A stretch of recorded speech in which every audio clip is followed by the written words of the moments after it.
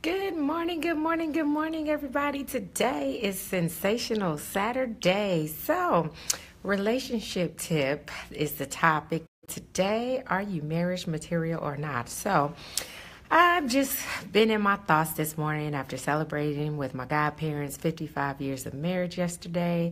And they have been together, weathered the storm, been through thick and thin.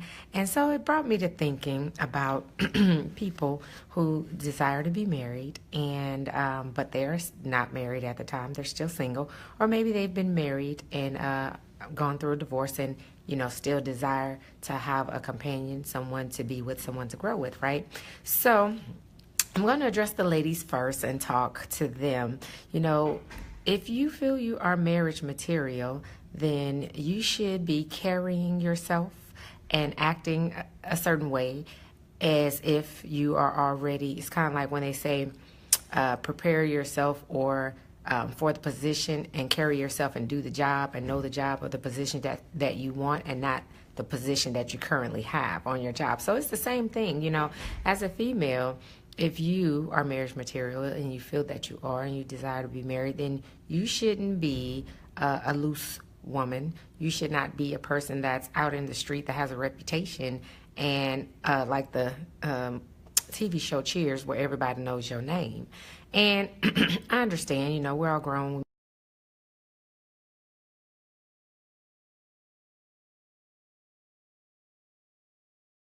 That's video. Okay. So you should vet the person and get to know people a little bit more before you decide to sleep with them.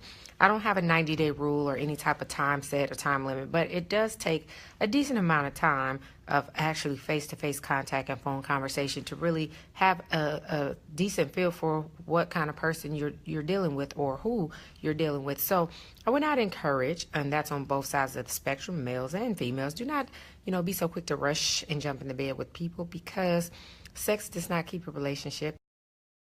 So, and things like that. And it's just all about, how you carry yourself, how you feel about yourself, and the what do you call it? Again, does everybody know your name? You shouldn't be sleeping with any and everybody.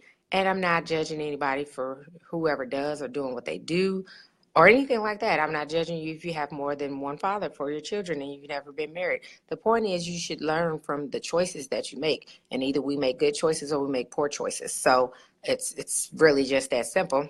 I um and everything like that. So, that's my tidbit for the females. Now, for the guys, going after the punani should not be the holy grail. That should be the only motivating factor for you. All your decisions you do, how you do, and why, that should not be the why you to treat the person right. Why you want to show chivalry and be a true gentleman as you want to get some. So it should be more to it than that. And, speaking from the female's perspective, women, we get tired of feeling like we're just sex objects to guys and that the only thing that they want is sex. We understand that you are wired that way. You guys are visual, so you like what you see. That is initially what's going to make you go over and talk to a female, ask her her name, offer to buy her drink, or whatever the environment may be, or just kind of sit next to you and have a conversation. We understand that, but we have more to offer than just what's between our legs.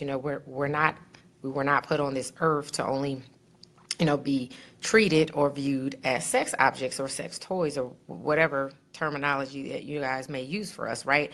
So, sometimes you just want to be able to just be yourself. And what I mean by that is, you can act silly, you can act goofy, you can, truthfully be honest and speak your mind about the way you think and the way you process things without you feeling like, somebody's just sucking information from you to try to use it as a tool of manipulation to get what they want. So a lot of times you men always get upset because you're getting the representative and you're getting a fake person. And that's because, of how we are treated, judged, or perceived by you all for being truly ourselves.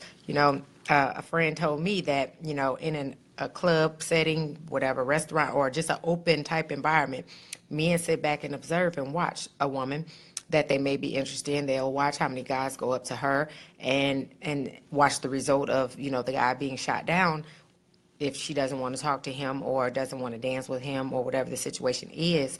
And that deters him from going over and talking to her, because if she's already shot down to, let's just say, 2 or 3 guys, which is not a lot, or just one guy, then my friend told me that the likelihood of him or whatever other guy might have been interested in her, they're not going to go over there and approach her. So, we are up against a lot of negatives from the get-go. I think on both sides of the spectrum, there can be a lot of adjustments made to how we approach someone that is single that we're interested in.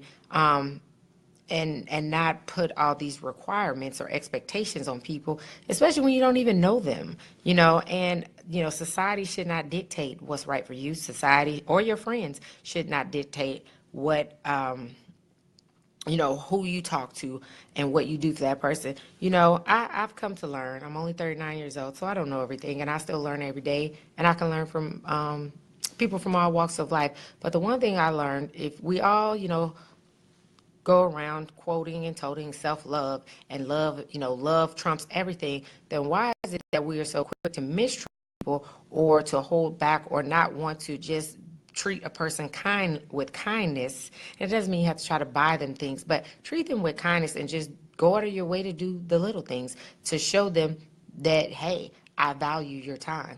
Because regardless of where the friendship is, or if you're trying to develop a friendship and put a solid foundation to that, you should always show a person that you respect their time, because your time you cannot get back. Nobody wants to feel like you don't value or appreciate my time. That is the ultimate disrespect to anybody, to a female that's interested in a or a guy that's interested in a female, because we get that time.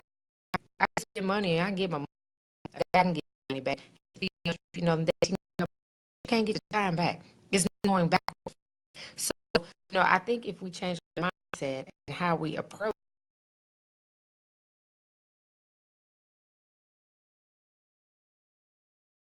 to get much better results. And let me tell you something about rejection.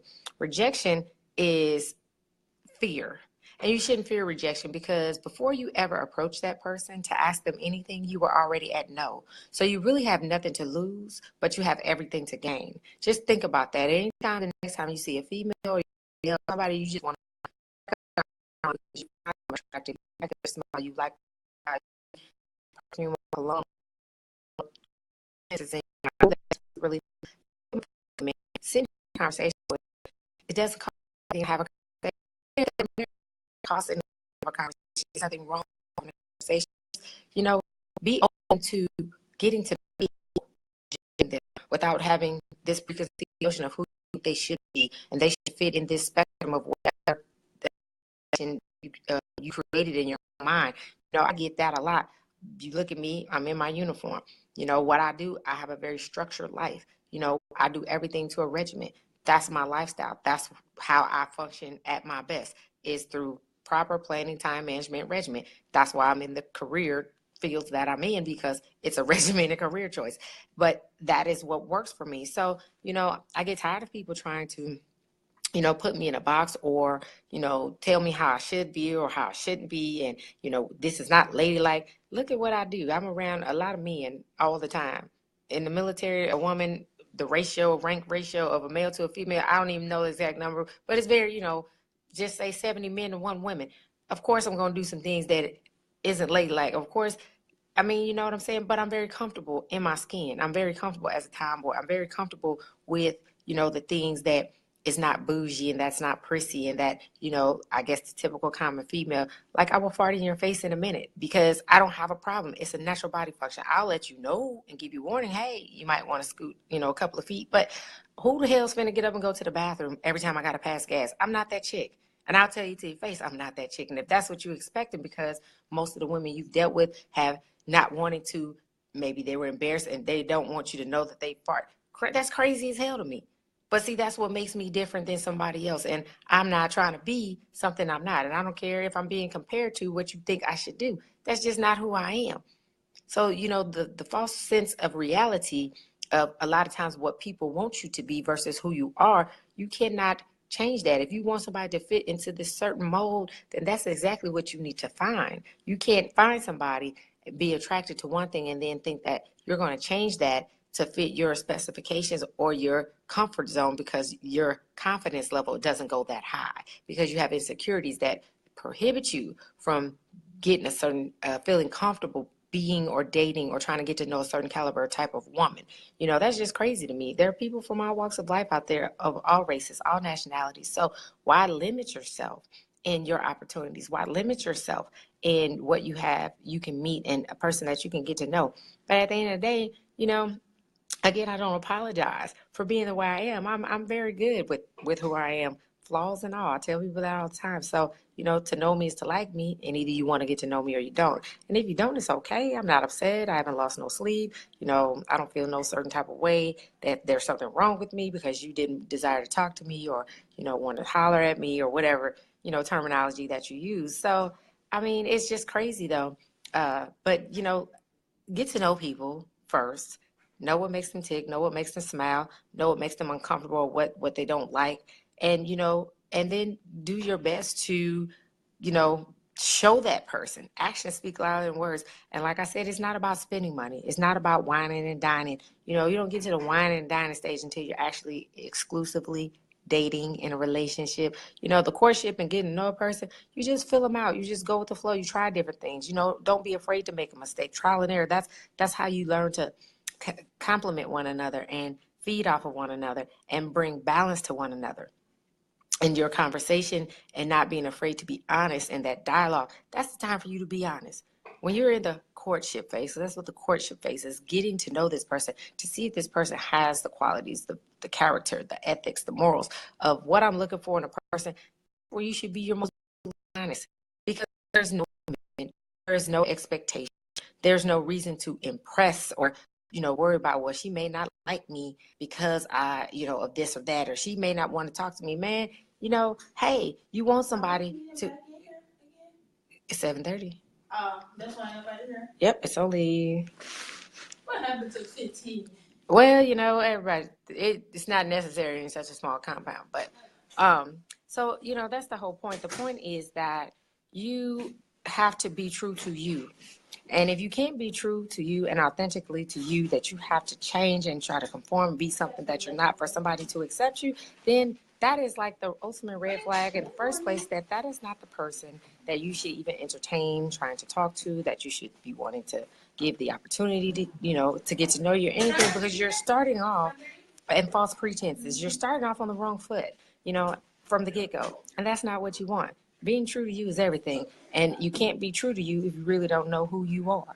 So identity crisis is an issue. When you don't know your identity, it's an issue. So I'm probably going to have to wrap this up, because people are starting to start hearing a whole lot of conversations. But I encourage you, if you think of to find, maybe you're looking for love, or you want a companion that you can grow with, because it's a partnership, then you're going to have to start changing your approach. You're going to have to start changing your mindset. You're going to have to start changing how you do things, because apparently what you've been doing ain't working. If it had been working, then you would, have better results. So work on you. Be the best you that you can be, and you're only in competition with yourself and not anybody else. So stop worrying about what other people say, what your friends say, what your acquaintances say, your family say, what they think. It's about what you think and the person that you're interested in, and what they think and what they have to say. So allow the opinions of those who matter count, and for those who don't, let it roll off your back, because that's all it is. Life is too short. You have to make each and every day count, and don't take anything for granted, but be very intentional about what you want, where you're going, and what you want to accomplish, and don't lose focus of that. So that is my video blog, the Rucker Report for this morning. You guys take care. You have an excellent Saturday, a sensational Saturday. It's the weekend. Be positive, be safe, be productive, and tell somebody how you feel about them, that you care about them, that you love them, because you might not be here tomorrow. Talk to you guys later. Bye-bye.